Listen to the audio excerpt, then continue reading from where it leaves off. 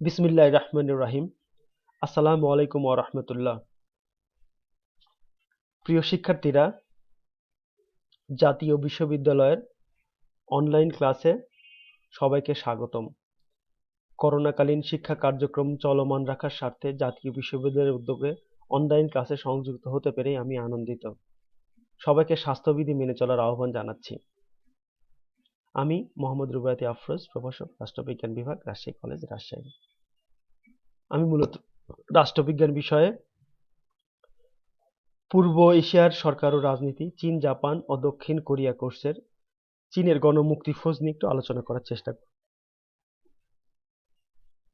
আমরা দেখতে পাচ্ছি যে চীনের গণমুক্তি ফৌজ বাহিনী সদস্যরা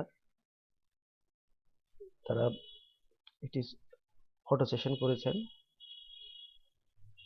এখানে আমরা লক্ষ্য করছি যে চীনের গণমুক্তি ফৌজের যে সদস্যরা তারা অস্ত্র সহ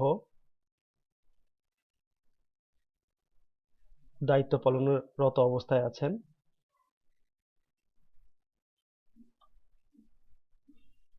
মূলত চীনের গণমুক্তি ফৌজ বাহিনীটা কি প্রকৃতির, তারা কি ধরনের পোশাক আশাক পরিধান করে, এটা দেখানোর জন্য আর কি এই ছবিগুলো দেওয়া।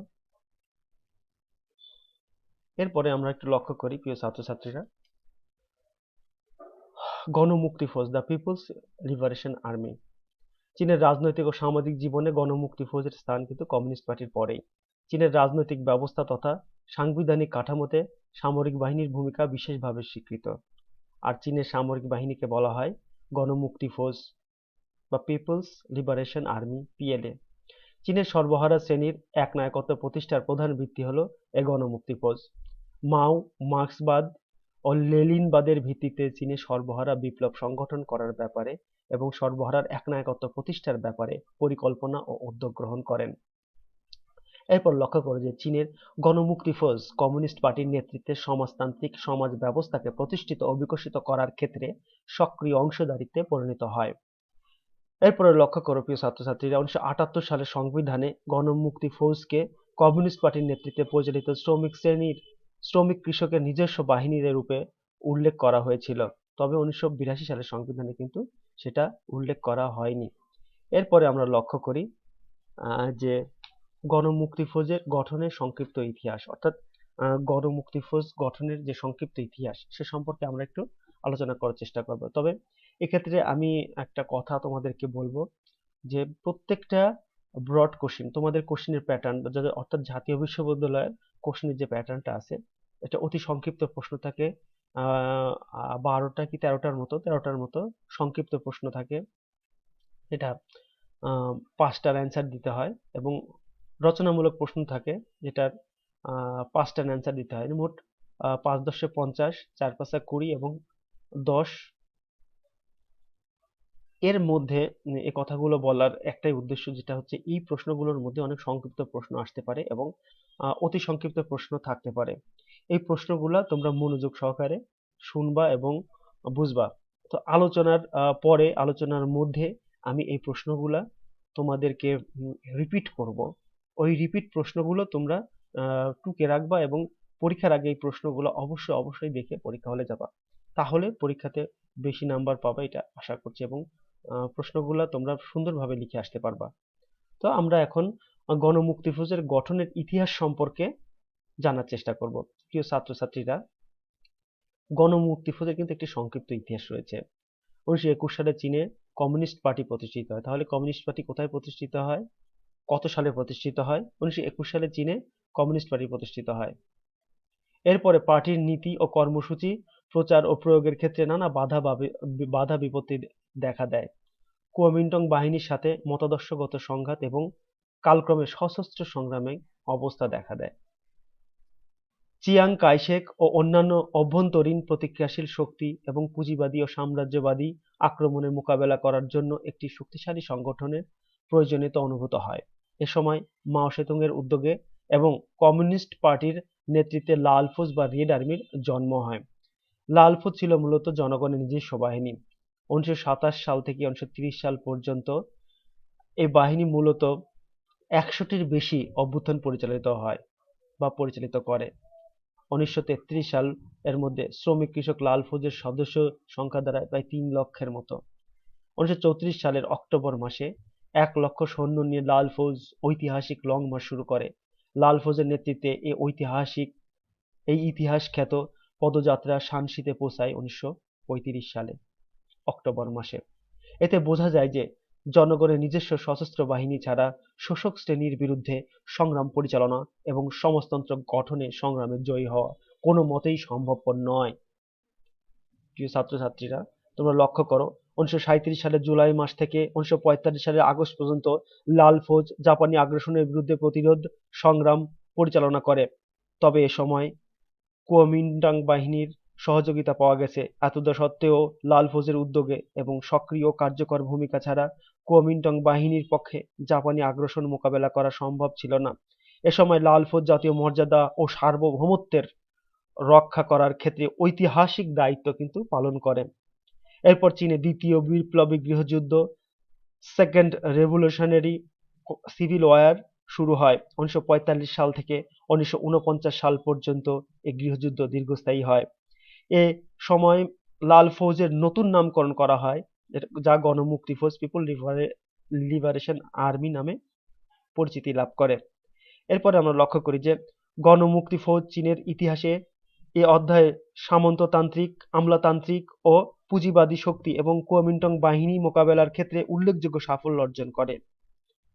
তার ফলে চীন দেশে বিভিন্ন স্থানে মুক্তাঞ্চল গঠন করা হয়। গণপ্রজাতন্ত্রী চীন গণপ্রজাতন্ত্রী চীনের জন্ম হয় 1949 সালে। তাহলে গণপ্রজাতন্ত্রী চীনের জন্ম হয় 1949 সালে। স্বাধীন রাষ্ট্র প্রতিষ্ঠিত হওয়ার পর গণমুক্তি ফৌজের দায়িত্ব বিশেষভাবে বৃদ্ধি পায় এবং সাথে সাথে তার ভূমিকার প্রকৃতিও পরিবর্তন হয়। নয়া গণতান্ত্রিক বিপ্লব চীনের কমিউনিস্ট পার্টির পরেই গণমুক্তি ফৌজের ভূমিকা ছিল গুরুত্বপূর্ণ। চীনের ইতিহাসের এ অধ্যায়ে গণমুক্তি ফৌজ সমাজতান্ত্রিক মাতৃভূমি রক্ষা এবং সমাজতান্ত্রিক সমাজ গঠনের ক্ষেত্রে অগ্রণী ভূমিকায় কিন্তু অবতীর্ণ হন। এরপরে লক্ষ্য করো যে গণপ্রজাতন্ত্রী চীনের সংবিধানে গণমুক্তি ফৌজের ভূমিকাকে স্বীকার করা হয়েছে। 1975 সালের সংবিধান অনুসারে সামরিক বাহিনীর সর্বাধিনায়ক পদের অসীন হতেন চীনের কমিউনিস্ট পার্টির কেন্দ্রীয় কমিটির চেয়ারম্যান। এই ব্যবস্থায় 1978 সালের সংবিধানে অব্যাহত থাকে। এই সংবিধানের 19 ধারা অনুসারে গণমুক্তি ফৌজ হল কমিউনিস্ট পার্টির নেতৃত্বে পরিচালিত শ্রমিক ও কৃষক শ্রেণীর নিজস্ব বাহিনী। সংবিধানের গণমুক্তি ফৌজের কর্তব্য কর্মগুলোকে বিস্তারিতভাবে উল্লেখ করা ছিল। এগুলো হলো রাষ্ট্রের সার্বভৌমত্ব, আঞ্চলিক অখণ্ডতা ও নিরাপত্তা সংরক্ষণ, সমাজতান্ত্রিক বিপ্লব ও সমাজতান্ত্রিক গঠন কার্যের সাফল্যগুলো সংরক্ষণ এবং সাম্রাজ্যবাদ, সামাজিক সাম্রাজ্যবাদ ও তাদের অনুচরদের অন্তর্ঘাত ও আগ্রাসনের বিরুদ্ধে সজাগ থাকে। জাতীয় প্রতিরক্ষা সামর্থ্য বৃদ্ধির স্বার্থে সামরিক বাহিনী আধুনিকীকরণ ও বৈপ্লবিকরণের ব্যাপারে রাষ্ট্রকে সচেষ্ট হওয়ার জন্য সংবিধান রাষ্ট্রকে নির্দেশ দেওয়া হয়েছে। এরপরে আমরা লক্ষ্য করি 1982 সালের পরিবর্তিত নতুন সংবিধানে গণমুক্তি ফৌজের পরিবর্তে সশস্ত্র বাহিনীর কথা বলা হয়েছে। এই সংবিধানের 19 নম্বর ধারায় বলা হয়েছে যে গণপ্রজাতন্ত্রী চীনের সশস্ত্র বাহিনী হলো জনগণের নিজস্ব বাহিনী, অর্থাৎ গণপ্রজাতন্ত্রী চীনের সশস্ত্র বাহিনী হলো একবারে জনগণের নিজস্ব বাহিনী। এই বাহিনীর কর্তব্যগুলো হলো জাতীয় প্রতিরক্ষাকে সুদৃঢ় করা, আগ্রাসন প্রতিরোধ করা, মাতৃভূমিকে রক্ষা করা, জনগণের শান্তিপূর্ণ শ্রমকে বিপদমুক্ত করা, জাতির পুনর্গঠনের কাজে অংশগ্রহণ করা এবং জনগণের সেবা ও কঠোর পরিশ্রম করা। তোমরা লক্ষ্য করো যে এই ধারায় আরো বলা হয়েছে যে জাতীয় প্রতিরক্ষা ক্ষমতা বৃদ্ধির জন্য রাষ্ট্র সশস্ত্র বাহিনীর বৈপ্লবিকরণ, আধুনিকীকরণ এবং বিধিবদ্ধকরণে জোরদার করে। প্রিয় ছাত্রছাত্রীরা, মূলত এই ছিল গণমুক্তি ফৌজের গঠনের মূল ইতিহাস বা পটভূমিকা। এরপরে আমরা গণমুক্তি ফৌজ সম্পর্কে জানার চেষ্টা করব। গণমুক্তি ফৌজের সাংগঠনিক কাঠামো, প্রথমে আমরা যে বিষয়টি জানার চেষ্টা করি সাংগঠনিক কাঠামোটা কি ধরনের। লক্ষ্য করি যে চীনের গণমুক্তি ফৌজের সাংগঠনিক কাঠামো বহুলাংশে পিরামিডের মতো, অর্থাৎ একটা পিরামিড যেমন চীনের গণমুক্তি ফৌজের সাংগঠনিক কাঠামো ঠিক সেই ধরনের। চীনে 1978 সালের সংবিধানের অনুসারে গণমুক্তি ফৌজের সর্বোচ্চ সংস্থা হল সামরিক বিষয়ক কমিটি, মিলিটারি অ্যাফেয়ার্স কমিটি, অর্থাৎ চীনের সামরিক বিষয়ক মূলত সামরিক বিষয়ক কমিটি হচ্ছে চীনের গণমুক্তি ফৌজের সর্বোচ্চ সংস্থা। যদি বলা যায় যে চীনের গণমুক্তি ফৌজের সর্বোচ্চ সংস্থার নাম কি, এই বিষয়ে আমরা পরবর্তীতে আবার আসব এবং সর্বনিম্ন সংস্থা কোনটি, সর্বোচ্চ সংস্থা কোনটি, সে বিষয়ে আলোচনা করার চেষ্টা করব এবং এটা মনে রাখার চেষ্টা করব। তো এখন আমরা দেখি যে চীনের কমিউনিস্ট পার্টির কেন্দ্রীয় কমিটির একটি বিভাগ হিসাবে এ কমিটি কাজ করত। পার্টির কেন্দ্রীয় কমিটির পলিট ব্যুরো সামরিক বিষয়ক কমিটি গঠন করত। এ কমিটিতে পলিট ব্যুরোর কাছে দায়িত্বশীল থাকতে হতো। চীনের কমিউনিস্ট পার্টির চেয়ারম্যান, এ কমিটির চেয়ারম্যান হতেন জীবনের শেষ দিন পর্যন্ত মাও সেতুং এ পদে অধিষ্ঠিত ছিলেন। অর্থাৎ জীবনের শেষ দিন পর্যন্ত কিন্তু মাও সেতুং এ পদে অধিষ্ঠিত ছিলেন। অর্থাৎ আহ, মাও সেতুং তার দায়িত্ব দেশের ক্ষেত্রে পালন করার ব্যাপারে বা যে পিপলস লিবারেশন আর্মি গণমুক্তি ফৌজের একটা সুদৃঢ় সংগঠন প্রতিষ্ঠার পরিচালনার ক্ষেত্রে বা প্রতিষ্ঠা করার ক্ষেত্রে এই পদে না থাকলে সম্ভবপর ছিল না। তাই মূলত চেয়ারম্যান পদে মাও সেতুং তার জীবদ্দশার শেষ দিন পর্যন্ত তিনি অসীন ছিলেন। এরপরে আমরা লক্ষ্য করি কেন্দ্রীয় সামরিক কমিশন।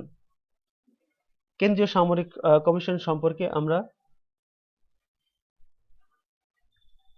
বর্তমান গণপ্রজাতন্ত্রী চীনের 1982 সালের নতুন সংবিধানে সামরিক বিষয়ক কমিটির পরিবর্তে কেন্দ্রীয় সামরিক কমিশন গঠনের ব্যবস্থা করা হয়েছে, যেটা সংবিধানের 93 নং ধারাতে বলা হয়েছে। চীনের সামরিক বাহিনী পরিচালনার ক্ষেত্রে এই সামরিক কমিশন হলো সর্বোচ্চ কর্তৃপক্ষ।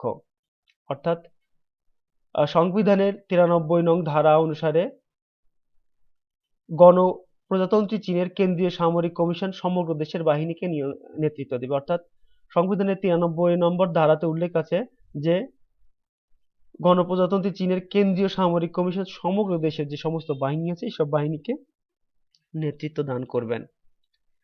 এরপরে আমরা লক্ষ্য করি এই কমিশন মূলত গঠিত হয় একজন সভাপতি, কয়েকজন সহসভাপতি এবং কয়েকজন সদস্য নিয়ে।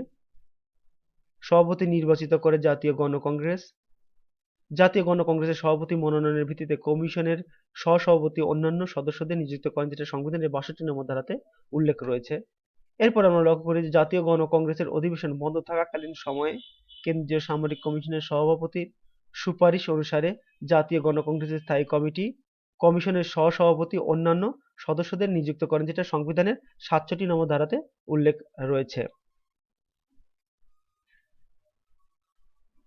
কমিশনের সভাপতি অন্যান্য সদস্যগণ 5 বছরের জন্য নির্বাচিত হন। মূলত কমিশনের সভাপতি অন্যান্য সদস্যগণ 5 বছরের জন্য নির্বাচিত হন।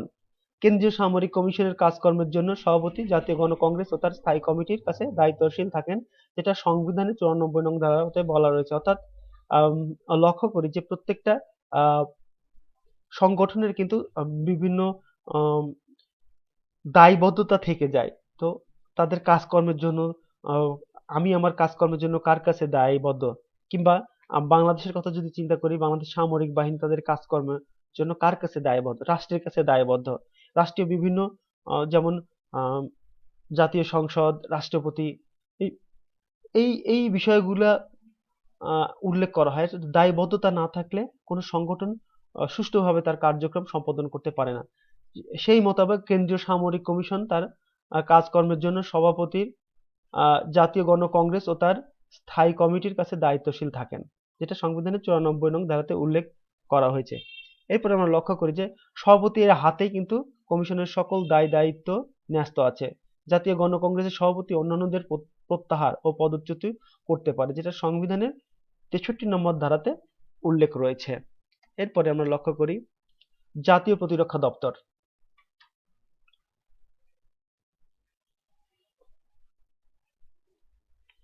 কেন্দ্রীয় সামরিক কমিশনের নিচেই আছে মূলত জাতীয় প্রতিরক্ষা দপ্তর। জাতীয় প্রতিরক্ষা দপ্তর রাষ্ট্রীয় পরিষদের অধীন। জাতীয় প্রতিরক্ষা দপ্তরের অধীনে গণমুক্তি ফৌজের সাধারণ দপ্তরগুলো প্রতিষ্ঠিত হয়। চীনের কমিউনিস্ট পার্টির শীর্ষস্থানীয় একজন নেতাকে সাধারণত প্রতিরক্ষা মন্ত্রী করা হয়। প্রতিরক্ষা মন্ত্রী গণমুক্তি ফৌজের প্রশাসনিক প্রধান হিসাবে দায়িত্ব পালন করেন, তবে তাকে রাষ্ট্রীয় পরিষদ ও প্রধানমন্ত্রীর নির্দেশ অনুসারে কাজ করতে হয়। প্রিয় বিদ্যার্থীরা, তোমরা লক্ষ্য করো যে আসলে প্রতিরক্ষা মন্ত্রী কাকে নিয়োগদান করা হয়। মূলত কমিউনিস্ট পার্টির একজন শীর্ষস্থানীয় নেতাকে কিন্তু প্রতিরক্ষা মন্ত্রী হিসেবে নিয়োগদান করা হয়। প্রতিরক্ষা মন্ত্রী গণমুক্তিফৌজের প্রশাসনিক প্রধান হিসাবে অর্থাৎ গণমুক্তিফৌজের প্রশাসনিক প্রধান হিসাবে দায়িত্ব পালন করেন কে? প্রতিরক্ষা মন্ত্রী। এবং প্রতিরক্ষা মন্ত্রী তাদের কাজকর্মের জন্য কিন্তু রাষ্ট্রীয় পরিষদ ও প্রধানমন্ত্রীর নির্দেশ অনুসারে কাজ করতে হয় এবং তিনি তাদের কাছে কিন্তু দায়বদ্ধ থাকেন। এরপরে আমরা লক্ষ্য করি সদর দপ্তর। সদর দপ্তর সম্পর্কে একটু লক্ষ্য করি। পিকিং এর গণমুক্তিফৌজের সদর দপ্তরের প্রধান গণমুক্তিফৌজের সকল কাজকর্ম পরিচালনা করেন। তিনি প্রতিরক্ষা মন্ত্রীর অধীনে থাকেন। গণমুক্তিফৌজের সদর দপ্তরগুলো 3 ভাগে বিভক্ত। এগুলো হচ্ছে সাধারণ রাজনৈতিক বিভাগ, সাধারণ কর্মী বিভাগ, সাধারণ যোগাযোগ রক্ষাকারী বিভাগ। এরপরে আমরা লক্ষ্য করি যে সামরিক বাহিনীর উপর রাজনৈতিক ও মতাদর্শগত নিয়ন্ত্রণ বজায় রাখে রাজনৈতিক বিভাগ। সৈন্যবাহিনী পরিচালনার জন্য সদর দপ্তরের নিয়ন্ত্রণাধীন বিভিন্ন বিভাগ রয়েছে। এই বিভাগগুলো অর্থাৎ এই সেনাবাহিনী পরিচালনা করার জন্য বিভিন্ন দপ্তরের নিয়ন্ত্রণাধীন বিভিন্ন বিভাগ রয়েছে। এই বিভাগগুলো আমরা উল্লেখ করব। 1 নাম্বার সাঁজোয়া বাহিনী, 2 নাম্বার গোলন্দাজ বাহিনী, 3 নাম্বার বিমান বাহিনী, 4 নাম্বার নৌবাহিনী, 5 নাম্বার ইঞ্জিনিয়ার বাহিনী, 6 নাম্বার রেলওয়ে বাহিনী, 7 নাম্বার গণনিরাপত্তা বাহিনী, 8 নাম্বার সংকেতদাতা বাহিনী, 9 নাম্বার দ্বিতীয় সাঁজোয়া বাহিনী।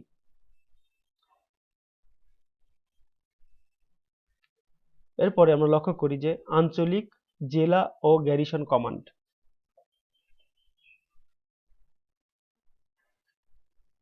ছাত্রছাত্রীরা লক্ষ্য করো যে গণপ্রজাতন্ত্রী চীন দেশে 11টি আঞ্চলিক কমান্ডে বিভক্ত। আঞ্চলিক কমান্ডের সদর দপ্তরের অধীন এক একটি আঞ্চলিক কমান্ড সাধারণত 2 বা ততোধিক প্রদেশ নিয়ে গঠিত। কেবল শানটুং ও সিনকিয়াং প্রদেশের জন্য একটি করে আঞ্চলিক কমান্ড বর্তমান। এক একটি আঞ্চলিক কমান্ডের অধীনে এক বা একাধিক জেলা কমান্ড আছে। জেলা কমান্ডগুলো গঠিত হয় সাধারণত এক একটি প্রদেশ নিয়ে। তবে সিকিয়াং আঞ্চলিক কমান্ডের অধীনে কোনো জেলা কমান্ড নেই। তাছাড়া আঞ্চলিক বা জেলা কমান্ডের অধীনে পিকিং, সাংহাই প্রভৃতি বড় বড় শহরে আছে গ্যারিসন কমান্ড। চীনের স্থল বাহিনী 11টি আঞ্চলিক কমান্ড এবং সমগ্র দেশ 9টি বিমান অঞ্চল ও 3টি নৌ অঞ্চলে বিভক্ত করা হয়েছে।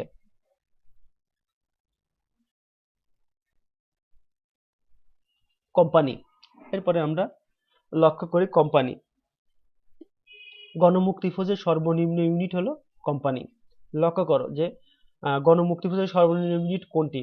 গণমুক্তিফৌজের সর্বনিম্ন ইউনিট হলো কোম্পানি। প্রত্যেক কোম্পানি পরিচালিত হয় একজন কমান্ডার, একজন কমিশনারের দ্বারা। অর্থাৎ একজন কমান্ডার, একজন কমিশনারের দ্বারা কিন্তু এই কোম্পানি পরিচালিত হয়। কমান্ডার কোম্পানির সামরিক বিষয়াদি পরিচালনা করেন। লক্ষ্য করো যে কমান্ডার কি পরিচালনা করে? সামরিক বিষয়াদি। এবং কমিশনার অভ্যন্তরীণ শৃঙ্খলা, প্রচার কার্য ও জনসাধারণের সাথে সংযোগ রক্ষাকারী প্রভৃতি বিষয়ে দায়িত্ব পালন করে থাকে। লক্ষ্য করো প্রিয় ছাত্রছাত্রীরা, এক নজরে গণমুক্তিফৌজ। আসলে গণমুক্তিফৌজের যে কাঠামোটা সেটা আমরা এক নজরে একটু লক্ষ্য করি। তোমরা দেখো যে সর্বনিম্ন আছে কোম্পানি, এরপরে আছে জেলা কমান্ড, তারপরে আছে বিভিন্ন বিভাগ ও আঞ্চলিক কমান্ড, তারপরে সদর দপ্তর, জাতীয় প্রতিরক্ষা দপ্তর, কেন্দ্রীয় সামরিক কমিশন। এখন এখানে 2টা প্রশ্ন আসে যে গণমুক্তিফৌজের সর্বনিম্ন শাখা বা ইউনিট কোনটি? কোম্পানি। সর্বোচ্চ শাখা বা ইউনিট কোনটি? কেন্দ্রীয় সামরিক কমিশন। তো আমরা এই গঠন কাঠামোটা জানার চেষ্টা করব, মনে রাখার চেষ্টা করব। এরপরে আমরা লক্ষ্য করি যে 1958 সালে গণমুক্তিফৌজের গঠন কাঠামো। 1958 সালে গণমুক্তিফৌজের যে গঠন কাঠামো ছিল সেটা সম্পর্কে একটু দেখি। প্রথমে দেখি জাতীয় প্রতিরক্ষা কাউন্সিল। জাতীয় প্রতিরক্ষা কাউন্সিল মূলত পার্টির সামরিক বিষয়ক কমিটি, আর একটা হচ্ছে প্রতিরক্ষা মন্ত্রী, যেটা গণমুক্তিফৌজের সাধারণ কেন্দ্রীয় দপ্তর। এরপরে সার্ভিস আর্মি ও কেন্দ্রীয় দপ্তর, বিমান বাহিনী, বিমান প্রতিরক্ষা, armed force, artillery force, engineering corporation, নৌবাহিনী, রেলওয়ে কর্পস, সিগন্যাল কর্পস, নিরাপত্তা বিভাগ, উপকূল নিরাপত্তা, প্রযুক্তি বিভাগ, গণমিলিশিয়া। এরপরে লক্ষ্য করো যে জেনারেল স্টাফ, জেনারেল রাজনৈতিক বিভাগ, জেনারেল রিয়ার সার্ভিস বিভাগ, জেনারেল ক্যাডার বিভাগ, জেনারেল ক্যাডার ট্রেনিং বিভাগ। এরপরে সামরিক আঞ্চলিক কমান্ড, এটা দুইটা ভাগে বিভক্ত, একটা হচ্ছে গ্যারিসন কমান্ড আর একটা সামরিক জেলা কমান্ড। এটি 10টি অঞ্চলে 23টি ভাগে ভাগ করা হয়েছে আর 4টি স্বায়ত্তশাসিত অঞ্চল আছে।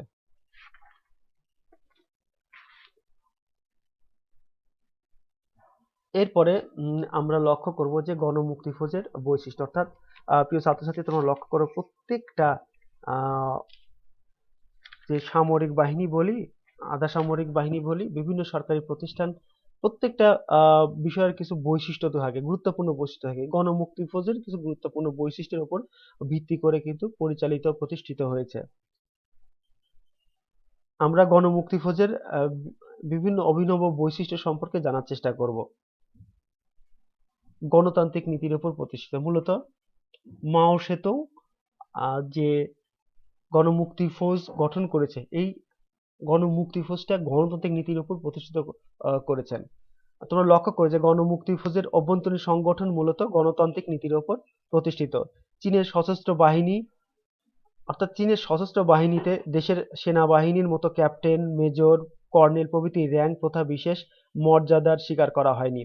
পূর্বতন সোভিয়েত ইউনিয়নের সামরিক বাহিনীর মতো চীনে গণমুক্তি ফৌজে 1955 সালে র্যাঙ্ক প্রথা প্রবর্তন করা হয়, কিন্তু 1965 সালে এই ব্যবস্থাকে বিলুপ্ত করা হয়।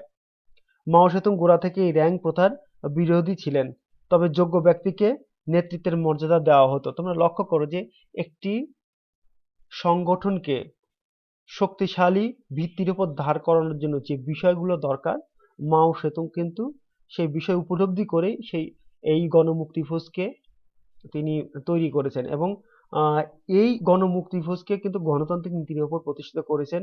তিনি বুঝতে পেরেছিলেন যে এই প্রতিষ্ঠান যদি গণতান্ত্রিক নীতির উপর প্রতিষ্ঠিত না হয় তাহলে এই প্রতিষ্ঠান টিকে থাকা সম্ভব নয়।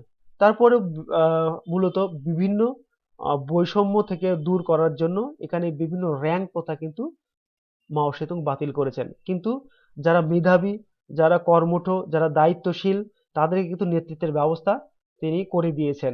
তাই গণমুক্তি ফৌজের গুরুত্বপূর্ণ বৈশিষ্ট্য আমরা বলতে পারি যে গণতান্ত্রিক নীতির উপর বৈশিষ্ট্য, গণতান্ত্রিক নীতির উপর প্রতিষ্ঠিত। এরপরে আমরা লক্ষ্য করি জনগণের নিজস্ব বাহিনী, অর্থাৎ গণমুক্তি ফৌজটা ছিল মূলত জনগণের নিজস্ব বাহিনী। চীনের এই নিজস্ব বাহিনী হলো দেশের শ্রমিক কৃষকের নিজস্ব বাহিনী। জনসেবাই হলো এ বাহিনীর অন্যতম দায়িত্ব কর্তব্য, অর্থাৎ চীনের জনগণের সাথে গণমুক্তি ফৌজের সম্পর্ক অঙ্গাঙ্গিভাবে জড়িত। মাও সেতুং মন্তব্য করেছেন, the army the fish swimming in the water of the people. চীনে কমিউনিস্ট পার্টির চতুর্দশ কংগ্রেসের অক্টোবর 1992 প্রতিবেদনে জনগণের সাথে গণমুক্তি ফৌজের ঘনিষ্ঠ সম্পর্কের উপর জোর দেওয়া হয়েছে। অর্থাৎ এক কথায় বলতে গেলে যে গণমুক্তি ফৌজকে জনগণের নিজস্ব বাহিনী হিসাবে মাও সেতুং প্রতিষ্ঠিত করেছেন। এরপরে আমরা লক্ষ্য করি যে শৃঙ্খলা ও কর্তব্যনিষ্ঠ, অর্থাৎ এই বাহিনীর শৃঙ্খলা ও কর্তব্যনিষ্ঠ কতদূর সে সম্পর্কে আমরা একটু জানার চেষ্টা করি। শৃঙ্খলা, গণমুক্তি ফৌজের শৃঙ্খলা, সততা ও কর্তব্যনিষ্ঠ তার উপর প্রতিষ্ঠিত, অর্থাৎ এই কর্তব্যনিষ্ঠতার উপর গুরুত্ব আরোপ করা হয়েছে। এই শৃঙ্খলা বাহিনীর মূলত গণতান্ত্রিক নীতির উপর প্রতিষ্ঠিত এবং মর্যাদা যুক্ত। মার্ক্সবাদ, লেনিনবাদ ও মাও সেতুং এর চিন্তাধারার ওপর প্রতিষ্ঠিত চীনের গণমুক্তি ফৌজ হল শৃঙ্খলা ও কর্তব্যনিষ্ঠার মূর্ত প্রতীক। লাল ফৌজ গঠিত হবার পর মাও সেতুং শৃঙ্খলা রক্ষার 3টি মুখ্য বিধি ও 8টি বিষয়ের উপর দৃষ্টি আকর্ষণ করেছিলেন। শৃঙ্খলা রক্ষার 3টি মুখ্য বিধির মধ্যে তিনি উল্লেখ করেছেন যে সকল কাজের ক্ষেত্রে নির্দেশনা পালন করা, জনগণের কাছ থেকে এক সুচ বা এক টুকরো সুতো গ্রহণ না করা এবং দখল করা বা সব জিনিস বর্জন করা, অর্থাৎ দখল করা সব জিনিস বর্জন করা। 8টি বিষয়ের মধ্যে আছে বিনয়ের সাথে কথা বলা, কৃত প্রতিটি বস্তুর ন্যায্য মূল্য দেওয়া, ধার করা এবং সব জিনিস ফেরত দেওয়া,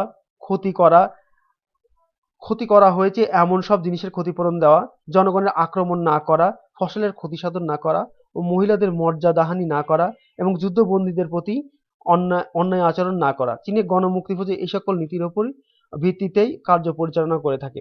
মূলত চীনের যে গণমুক্তি ফৌজ কতটা সুশৃঙ্খল এবং কর্তব্যনিষ্ঠ বাহিনী, তা এই নীতিগুলোর উপর লক্ষ্য করলেই বোঝা যায় যে একটি আদর্শ বাহিনী হিসাবে গড়ে উঠতে হলে কি কি গুণাবলী থাকা দরকার। মাও সেতুং এই গুণাবলী আম, মূলত এই বাহিনীর সদস্যদের মধ্যে ইনপুট করে দিয়েছেন। তাই এখান থেকে বোঝা যায় যে একটা সুশৃঙ্খল বাহিনী, একটা কর্তব্যনিষ্ঠ বাহিনী গঠন করার ব্যাপারে কি কি শর্ত আরোপ করা দরকার, কি কি বৈশিষ্ট্য থাকা দরকার, মাও সেতুং কিন্তু সেগুলা এই বাহিনীর মধ্যে শৃঙ্খলা কর্তব্যনিষ্ঠা রক্ষার জন্য উল্লেখ করেছিলেন। এরপরে আমরা লক্ষ্য করি যে আধুনিকীকরণ, অর্থাৎ আহ, গণমুক্তি ফৌজ যে আধুনিকীকরণ একটি বাহিনী বা আধুনিকভাবে সুসজ্জিত করার কথা কিন্তু বলা হয়েছিল।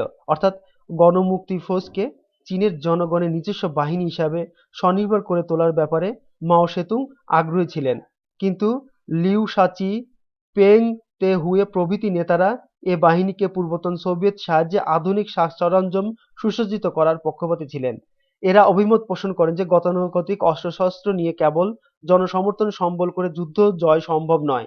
বর্তমান চীনের নেতারাও সৈন্যবাহিনীর আধুনিকরণের পক্ষপাতী। গণপ্রজাতন্ত্রী চীনের বর্তমান সংবিধানের 29 নং ধারাতে উল্লেখ আছে যে রাষ্ট্র, জাতি ও প্রতিরক্ষা ক্ষমতা বৃদ্ধির জন্য সশস্ত্র বাহিনীকে বৈপ্লবিকীকরণ, আধুনিকীকরণ এবং বিধিবদ্ধকরণে জোরদার করবে। এরপরে আমরা লক্ষ্য করি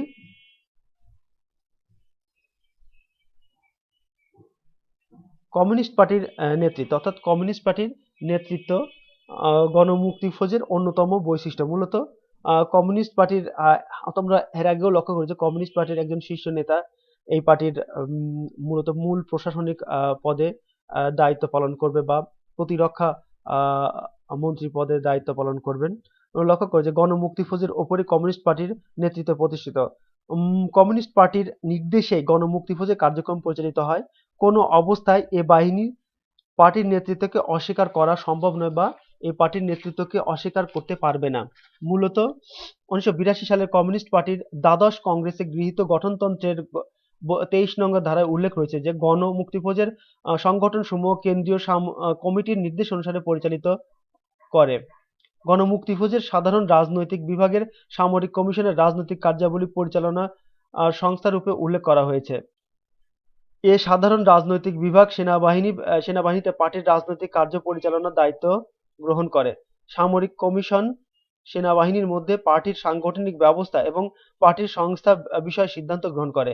সর্বশেষ গণমুক্তি ফৌজের বৈশিষ্ট্য হিসাবে র্যাঙ্ক ব্যবস্থা অবসানের বিষয় উল্লেখ করা যেতে পারে। প্রিয় ছাত্রছাত্রীরা, এরপরে আমরা লক্ষ্য করি গণযুদ্ধের নীতি। মাও সেতুং মূলত গণযুদ্ধের নীতিতে বিশ্বাসী ছিলেন। মাওয়ের মৌলনীতির ভিত্তি গণমুক্তি ফৌজ গঠিত। গণমুক্তি ফৌজের অর্থাৎ গণযুদ্ধের সাফল্যের স্বার্থে জনগণের ব্যাপক সমর্থন অপরিহার্য বিবেচিত।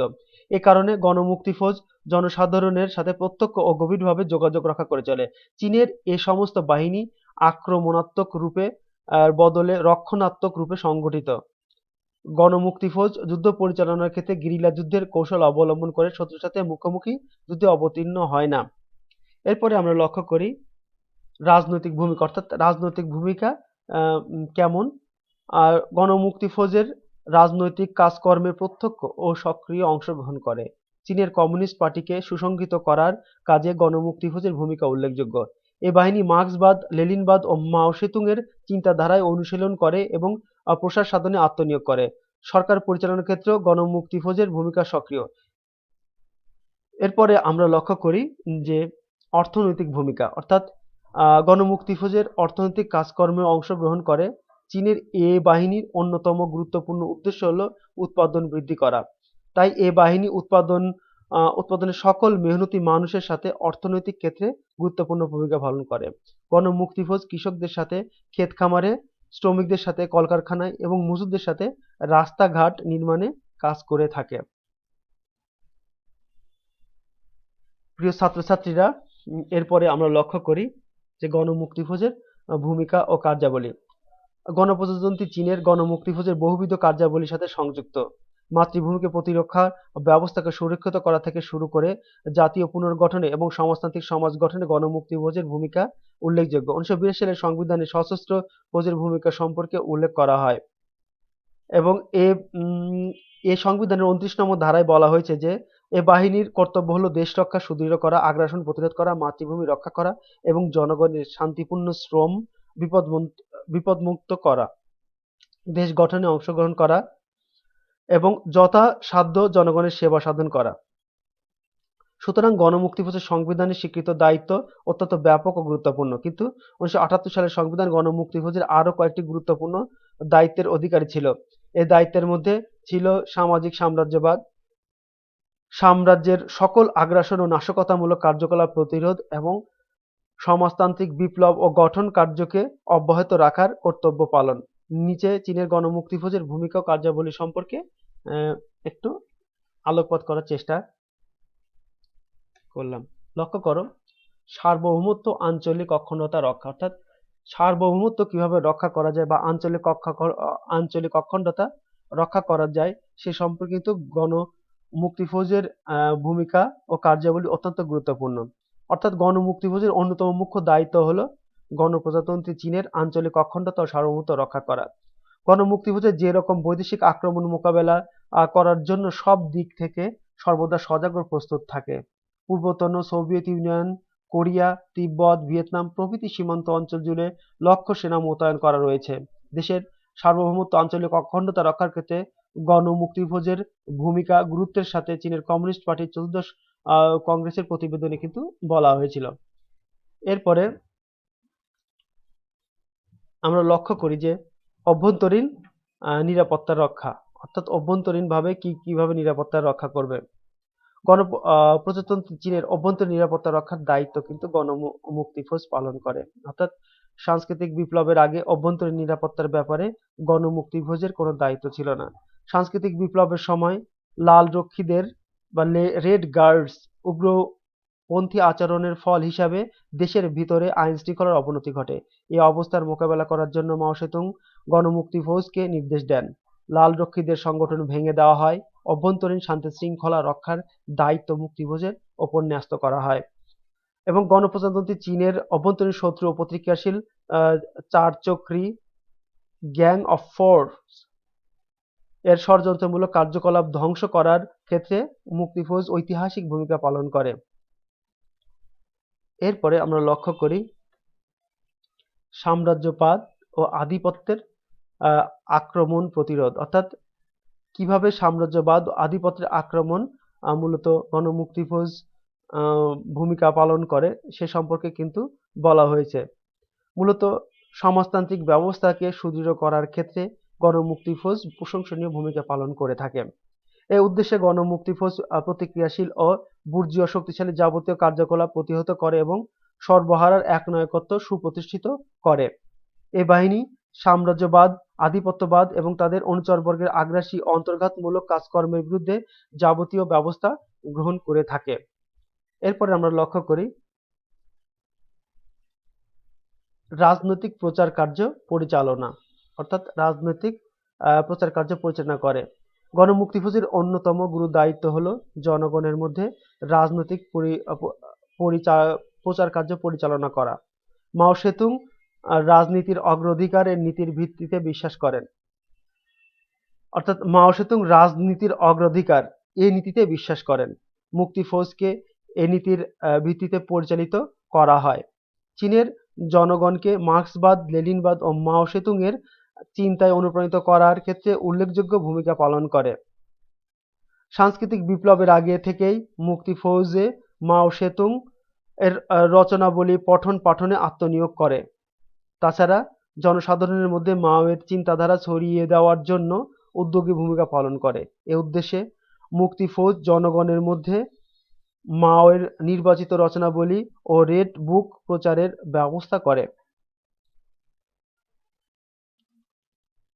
এরপরে আমরা লক্ষ্য করি গঠনমূলক ও সমাজতান্ত্রিক কাজে অংশগ্রহণ, অর্থাৎ গঠনমূলক ও সমাজতান্ত্রিক কাজে কিন্তু অংশগ্রহণ করে থাকে।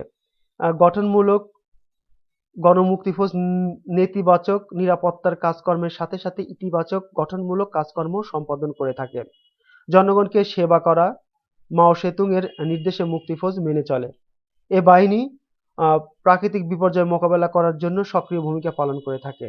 গণপ্রজাতন্ত্রী চীনে 1959 থেকে 1961 সালে পর্যন্ত ভয়াবহ প্রাকৃতিক বিপর্যয় ঘটে। এ সময় মুক্তি ফৌজ ব্যাপক বিপর্যয়ের মোকাবেলার জন্য আত্মনিয়োগ করে এবং জনগণকে সাহায্য করার জন্য এগিয়ে আসে। এরপরে কলকারখানা ও ক্ষেত খামার উৎপাদনের ক্ষেত্রেও কিন্তু মুক্তি ফৌজের শ্রমিক কৃষকদের সাথে সহায়তা ভূমিকা পালন করে, অর্থাৎ মুক্তি ফৌজ শ্রমিক ও কৃষকদের সাথে সহায়তা ভূমিকা পালন করে থাকে। আবার রাস্তাঘাট নির্মাণ, বিদ্যুৎ ব্যবস্থা সম্প্রসারণ, রেলপথ নির্মাণ ইত্যাদি ব্যবস্থা কিন্তু মুক্তি ফৌজ সক্রিয়ভাবে অংশগ্রহণ করে থাকে। এ বাহিনীর সদস্যরা 1963 সাল থেকে গণকমিউনের বিভিন্ন গঠনমূলক ও সমাজতান্ত্রিক কার্যক্রমের ব্যাপারে এবং নিয়মিতভাবে অংশগ্রহণ করে থাকে। চীনের কমিউনিস্ট পার্টির চতুর্দশ কংগ্রেস প্রতিবেদনে গণমুক্তি ফৌজকে দেশের অর্থনৈতিক বিকাশ এবং সংস্কারমূলক কাজকর্মে এক সক্রিয় ও কার্যকর মাধ্যম হিসাবে কিন্তু অভিহিত করা হয়েছে। এরপরে আমরা লক্ষ্য করি যে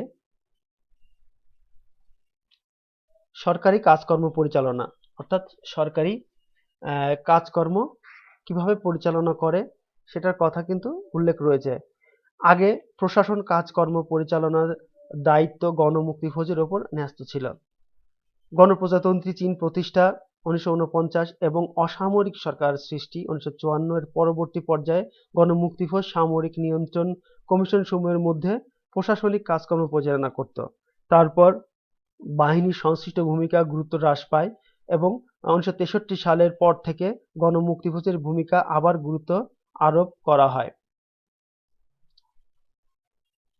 প্রিয় ছাত্রছাত্রীরা, তোমরা লক্ষ্য করো যে চীনের জাতীয় জীবনের ক্ষেত্রে কিন্তু গণমুক্তি ফৌজের ব্যাপক ও গুরুত্বপূর্ণ ভূমিকা পালন করে আসছে। গণমুক্তি ফৌজ শুধু দেশ রক্ষার দায়িত্ব পালন করে ক্ষান্ত হননি, সমাজতান্ত্রিক নির্মাণ কার্যেও মানে সমাজতান্ত্রিক নির্মাণ কাজের ক্ষেত্রেও এক গুরুত্বপূর্ণ বা অগ্রগামী ভূমিকা পালন করে এসেছে। গণমুক্তি ফৌজ হল গণপ্রজাতন্ত্রী চীনের জাতীয় বিকাশ, সমাজতান্ত্রিক অগ্রগতি এবং জাতীয় সমৃদ্ধির একটি গুরুত্বপূর্ণ অংশীদার হিসাবে বিবেচিত হয়েছে। প্রিয় ছাত্রছাত্রীরা, তোমরা লক্ষ্য করো যে এই গণমুক্তি ফৌজ আসলে গণপ্রজাতন্ত্রী চীনের উন্নয়নের ক্ষেত্রে, গণপ্রজাতন্ত্রী চীনের সার্বভৌমত্ব রক্ষার ক্ষেত্রে, গণপ্রজাতন্ত্রী চীনের অভ্যন্তরীণ শান্তি শৃঙ্খলা বা অভ্যন্তরীণ উন্নয়নের ক্ষেত্রে এক গুরুত্বপূর্ণ ভূমিকা বা অনন্য সাধারণ ভূমিকা পালন করেছে। মূলত এই গণমুক্তি ফৌজের মাধ্যমেই চীন আজকে এই পর্যায়ে দাঁড়াতে সক্ষম হয়েছে, অর্থনৈতিকভাবে বিশ্বের সামনে মাথা উঁচু করে দাঁড়াতে সক্ষম হয়েছে। আমরা লক্ষ্য করি যে এই গণমুক্তি ফৌজ মূলত পরিচালিত হয়ে আসছে কমিউনিস্ট পার্টির বিভিন্ন নেতৃত্বে থাকা প্রতিনিধিদের দ্বারা, এবং এখানে একটি সুশৃঙ্খল বাহিনী হিসাবে প্রতিষ্ঠা করার জন্য এখানে গণতান্ত্রিক রূপদান করা হয়েছে এবং কৃষক ও শ্রমিক শ্রেণী যাতে শোষিত না হয় এবং কৃষক ও শ্রমিক শ্রেণীর অধিকার যাতে সংরক্ষণ করা হয় সেই ব্যবস্থা কিন্তু এই বাহিনীতে করা হয়েছে। আরো লক্ষ্য করলে দেখা যায় যে এই বাহিনী মূলত শুধু বহিঃশত্রুর নিয়ন্ত্রণ হতে মুক্ত দেশকে রক্ষা করা, শুধু তাই না, দেশের রাস্তাঘাট, রেল লাইন, বিভিন্ন প্রাকৃতিক দুর্যোগ মোকাবেলা সহ বিভিন্ন ধরনের গুরুত্বপূর্ণ কার্যক্রম কিন্তু এই বাহিনী পরিচালনা করে আসছে। এই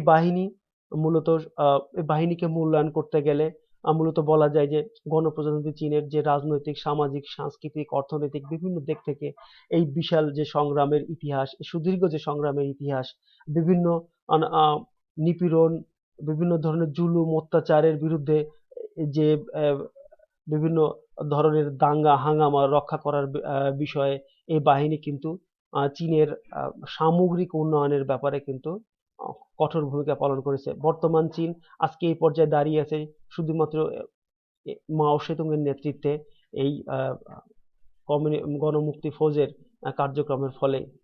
তো প্রিয় শিক্ষার্থীরা, আজকে মূলত এ পর্যন্তই ছিল আজকের ক্লাস। কোনো কোয়ারি থাকলে অবশ্যই তোমরা জানাবা। আমার প্রথমে ইমেল নাম্বার দেওয়া আছে, ওই ইমেল নাম্বারে আমার সাথে যোগাযোগ করতে পারো কোনো বিষয়ে কোনো কিছু জানার থাকলে। আশা করছি তোমরা সবাই ভালো থাকবা, ভালো আছো, সুস্থ থাকবা। আহ, জাতীয় বিশ্ববিদ্যালয়ের এই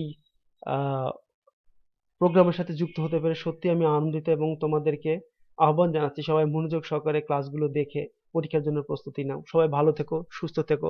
সবাইকে শুভকামনা জানিয়ে আমি আমার আজকের ক্লাস এখানে শেষ করছি। আল্লাহ হাফেজ।